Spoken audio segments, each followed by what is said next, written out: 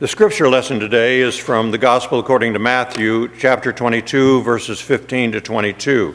It's on page 24 of your Pew Bible, but let me alert you to the fact that I will be reading from the RSV. You have the NRSV, and I'm doing that on purpose, and I think you'll see why in a moment. Then the Pharisees went and took counsel how to entangle him in his talk. And they sent their disciples to him along with the Herodians, saying, "Teacher, we know that you're true, and teach the way of God truthfully, and care for no man, for you do not regard the position of men. Tell us then what you think. Is it lawful to pay taxes to Caesar or not?" But Jesus, aware of their malice, said, "Why put me to the test, you hypocrites?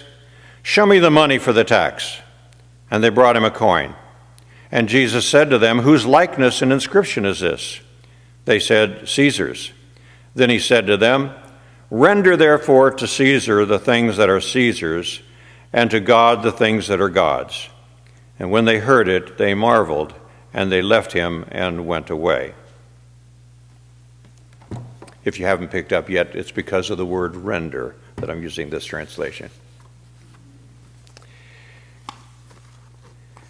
We all know what baggage is, don't we? Anybody corral any baggage lately?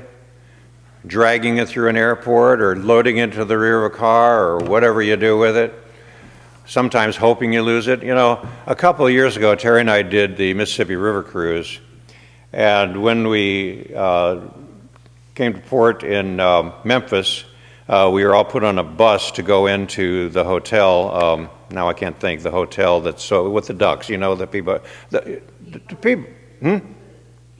Yeah, the Peabody, yeah. The brain cells are dying daily. Anyway, just as we were getting out of the bus driver was taking our luggage out, and we had this new little suitcase, really liked it. And it got dropped into a puddle. And the puddle had been fueled by all sorts of fluids. Horses went along there too, don't you know? And when we got it back, people knew when we were passing by. The smell was rich. We ended up getting a new bag, and I'm happy to say they paid for it. Anyway, baggage. Do you know what the Latin word for baggage is? Anybody take Latin? Latin was my favorite high school course. It really was. Impedimentum. Impedimentum. How fitting. The first time I learned that, I was a sophomore or junior in high school. And I thought, yeah, luggage, impediment. By etymological definition, it's the stuff over which we trip and stumble that drags us down and generates expletives in our otherwise leisurely journey through life. Now, why do I bring this up? Well, this is the 4th of July weekend. And I confess that as a pastor, I carry lots of baggage this time of year. I'm never sure what to do with the expectations that a worship service might be oriented to rendering to Caesar or to Uncle Sam the things that are theirs in a time and space that are actually dedicated to rendering to God that which is God's. It's confusing. For me, that's a serious impediment. I've had 50-some years of this. And all the more so in an era when actual Christian teachings are being rejected by Christians in the name and spirit of Christian nationalism. Little side footnote. I remember reading a thing where a pastor was wrestling with the notion that he read the Sermon on the Mount one Sunday morning, and somebody came out and said, "Where did you get that communist stuff?" All right? Get what I mean? My concern comes not from a lack of patriotism. No, my baggage is laden with serious observations about the civil religion that has flourished in our nation over decades. I first remember reading about civil religion when I was, again, in high school. A culture that tends to call itself Judeo-Christian but really thrives on a mythology of Americana far more than anything that's rooted in either Judaism or Christianity. In fact, it often contradicts what is found in Scripture, like I just mentioned. It embraces with enthusiasm the notion that God most certainly is on our side. whatever our side has determined that God's politics and values must be. There are moments these days, honestly, I feel embarrassed to be referenced as either a Christian or an American. And it's not that I'm embarrassed to be either one, but the context that could be forward and what people expect out of each of them just cannot abide. What I grew up believing, and even more so what I've studied and learned, are clearly out of vogue. I still remember a movie starring Whoopi Goldberg. Her character was suddenly in this state of emergency, and so she felt the need to pray. So she began to pray, and it became a mashup of the Pledge of Allegiance and the Lord's Prayer. It was really kind of funny, but then not so much. It was comic. Sad to say the Christian nationalist movement is not being comic as it buys into this mentality lock, stock, and barrel. And it doesn't even seem to realize the glaring contradictions involved in its enthusiastic idolatry. Even more concerning is that this is as close to any sense of religion or faith that many in our society ever come to. Consequently, I've often reflected on what I might be expected to preach on similar days if I lived in some other country. All right? What would I do as a Christian minister if I were preaching in Russia, if I were preaching in Venezuela, if I were preaching in Cuba, if I were preaching anywhere else in the world? What would I be expected to do to this gospel that I'm committed to? What notions in each country get baptized as a more believable faith than that which is actually rooted in any historical faith tradition? It's not just a Christian thing. Theocratic nationalism is just one step away, if even that, from a primitive sort of idolatry. Rulers and leaders of all sorts have declared or molded themselves to appear to be gods, claiming to be untouchable, in response to which people have willingly, even enthusiastically, subjected themselves to a fragile yet destructive belief system. And that's why it's appropriate on this Sunday after July 4th to consider what it means to render unto Caesar that which is Caesar's and to God that which is God's. It is timely to hoist this saying of Jesus up the flagpole and salute it on the occasion whereupon we gather for the worship of God and even the sharing of the Lord's Supper. And toward this end, please allow these observations. A little motley, but you can follow. Number one, if nothing else, it is useful to say openly that to speak of God and to speak of our homeland or government are not the same things. This seems obvious, but just as obviously, this equation will be celebrated all week long.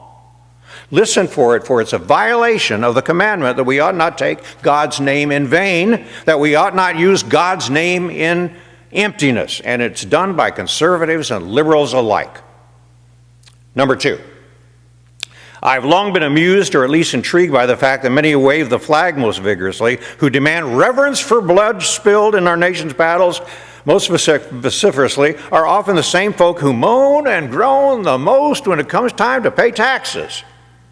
Well, we certainly should honor the lives and sacrifices that have been given for the sake of our nation's interest and well-being and freedom, but good patriotism deserves a more coherent buy-in during peacetime as well. Patriots pay their taxes as proudly as they wear their uniforms and wave their flags. Don't speak of sacrifice if you're not willing to pay the bills, especially in a democracy. We may debate fair versus unfair taxes. Oh yes, debate it a lot. But any serious patriot understands that taxes are part of the deal. I will say theologically that you show me your budget as a church and I'll tell you what you believe. Show me the country's budget and I'll tell you what it believes. But that doesn't, if we can get the belief systems right, then I want to pay the pledge, I want to pay the taxes. Furthermore, just waving a flag clarifies very little. When I see one, I'm never quite sure if it's a bunch of folks who are anti-woke and just want to return to the good old days when men were men and the sheep were nervous, or whether it's another bunch who are waking up and looking toward the day when there is actually liberty and justice for all. Number three, I remember an interesting conversation with a good friend who belongs to another church. His view was that those who are advocates for progressive social change in and through the church are just trying to conform to the world. My observation to him was that having grown up in a conservative and fundamentalist Midwest culture, a culture that tended to believe that anything progressive was communist, I had never known another group that was so eager to conform to the world as that culture represented. In fact, it's too often Exhibit A for the quasi-religion, the civil religion that I mentioned in my opening remarks. Meanwhile, those who risk reputation and security for the sake of a justice issue, reaping the displeasure of people both inside their own church and within their own civic communities, they can scarcely be accused of trying to conform to the world as it is. I'm reminded of Jamina down in Puerto Rico, good friend, and she was saying one day that she was with those arrested at Vieques Island while protesting military exercises just 5 miles east of the main island, and she said, "We are not engaging in civil disobedience here. We're simply acting in obedience to the gospel." That can scarcely be called conforming to the world. Number 4, as a kid whose extended family inhabited Kansas farmland, anybody come from Kansas? I didn't either. I grew up in Illinois, but my family were out in Kansas. And we would go out there in the summertime, and I remember when I was 12, 13 years old, it would be a celebration toward the end of the summer. We would all get together and get gathered around this big black pot over an open fire. It was the day of rendering. Now, you don't have to be from Kansas to know this. Anybody know where I'm going with this? Rendering? You don't know? Oh, you know? Okay. Rendering, big, I mean, when I said that, it was bigger than this. The pot had to be at least that big open fire underneath it, and they were throwing pork fat into it and boiling that stuff down into whatever it became. I don't know, lye, something like that. Boiling it down so that they could make soap out of it. I will never forget rendering with that. Well, those are the times when life gets hot and dicey, when it gets trickiest and most controversial to figuring out what it means to be rendering the stuff of our lives with any integrity to either Caesar or to God, especially on those particular occasions when we find that we can't do both at the same time. Many times we can do both at the same time, but sometimes that fork in the road is just not missable. Rendering. Boiling the fat down. I sometimes wish I could get this boiled down, but it just doesn't work. But you know what I mean? It breaks our lives down into elements that we didn't even know existed. And it's not just about government stuff. When I break my thoughts down into categories, this paradigm comes up. Kids, teenagers, and adults. Is that fair? Kids, teenagers, and adults. And it comes out like this. First, who might Caesar be in the life of our kids? It occurs to me that for kids, Caesar is their parents. They bear the image of their parents. They legally belong to their parents unless they become emancipated or removed from them.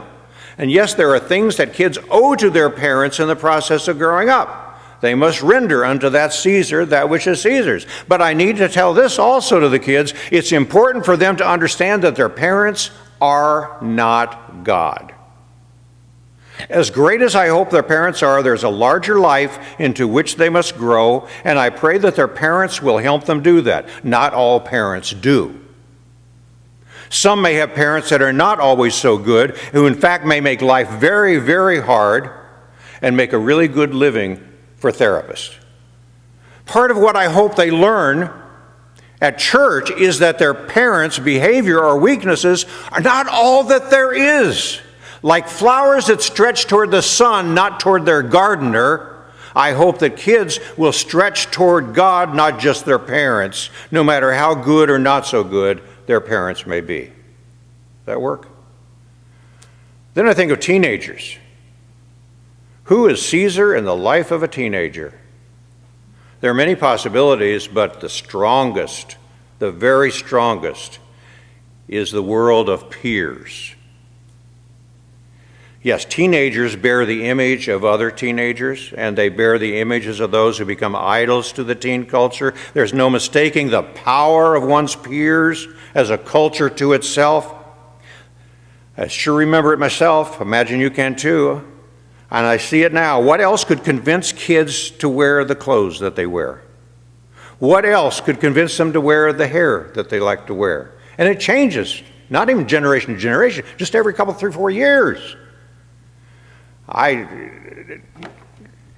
There are things that kids will do because it's the thing to do, but no parent or teacher or anybody else could ever convince them to do that particular thing were it not for the peer pressure. It's not a modern dilemma. This is a perennial truth. It's happened forever, and it'll continue to happen. But to those who are teens, I must say your participation in the subculture is important. It will help you grow if it doesn't destroy you, but it will not last. Some people will tell you that these are the best years of your lives, and I say to that, horse pucky. I hope your teen years are wonderful, but I hope your post-teen years are as great, if not a whole lot better. Personally, I've often wondered if there's life before 21. And then I began wondering, is there life before 40? And now as I'm turning 80, I'm wondering, maybe I'm just finally starting to get it. I wonder, now that I encourage teens to pay as much attention to discovering that which lasts in life as much as that which is demanded in the halls of one's school, athletic fields, and social groups. I encourage them to question who, where, and what God is in their life as much as the team, the grades, the popularity, and the dates. No, they don't have to swallow hook, line, and sinker everything they're told about God by those aliens that we call adults. In fact, they dare not do so if they want to find and be found by this one or this thing or this energy called God. But they had better be very clear that they don't confuse their teen values for God, because otherwise one day they're going to wake up and wonder where it all went. They'll want more than they'll ever have found there alone. Render unto your peers, your friends, your generation what belongs to them, but don't confuse that with which you are to render to God. Finally, we adults. Who or what is Caesar to us adults? Well, yes, the government, but not just that. Caesar is all the systems that demand our loyalty. That includes our jobs, our families, the economic system overall, our sense of peoplehood, our sense of class, and even the church. And that's right, make no mistake about it, there is a difference between church and God. In fact, I remember one of my favorite people in Scranton when I was a pastor there, Mildred, she would often say, "Oh, church is a great place to lose your religion."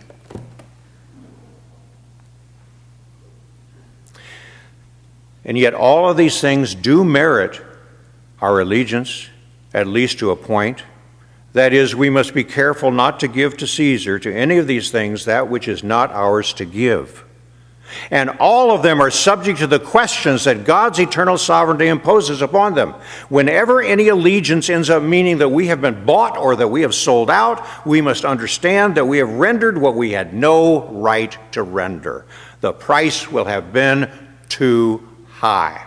You see, Constantine had it all wrong in 325 AD. We're still recovering from his asinine political theology. The cross is not a sign by which the state or any of these other things demanding our loyalty is destined to conquer.